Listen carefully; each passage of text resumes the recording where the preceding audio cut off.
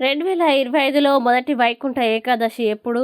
ఉపవాస విరమణ సమయం మరి ఆ వివరాలు ఏమిటో పూర్తిగా తెలుసుకునే ముందు మీరు ఏమైనా సమస్యలతో బాధపడుతుంటే వాటి పరిష్కారం కోసం మీరు మా గురువు గారి నెంబర్ కి కాల్ చేసి మీ సమస్యలకి తగిన పరిష్కారం పొందండి. ఖచ్చితంగా మీ సమస్య పరిష్కారం అవుతుంది. ఇక వివరాల్లోకి వెళ్తే హిందూ క్యాలెండర్ ప్రకారం వైకుంఠ ఏకాదశిని మార్గశిర మాసంలోని శుక్లపక్షంలోని ఏకాదశి తిథి 11వ రోజున జరుపుకుంటారు. మత విశ్వాసాల ప్రకారం ఈ రోజున ఉపవాసం విష్ణువు లక్ష్మిని పూజించడం ద్వారా అన్ని కోరికలు నెరవేరుతాయి. ఈ నేపథ్యంలో 2025 సంవత్సరంలో వైకుంఠ ఏకాదశి తిథి జనవరి 9 గురువారం మధ్యాహ్నం 12:22 ప్రారంభమవుతుంది. ఇది శుక్రవారం జనవరి 10 ఉదయం 10:19 ముగుస్తుంది. తిథి ప్రకారం జనవరి 10న వైకుంఠ ఏకాదశి ఉపవాసం ఉండాలి. అయితే వైకుంఠ ఏకాదశి ఉపవాసం మరుసటి రోజు అంటే ద్వాదశి తిథి రోజున విరమించాల్సి ఉంటుంది. అటువంటి పరిస్థితుల్లో జనవరి 11వ తేదీ శనివారం ఉదయం 7:15 నుంచి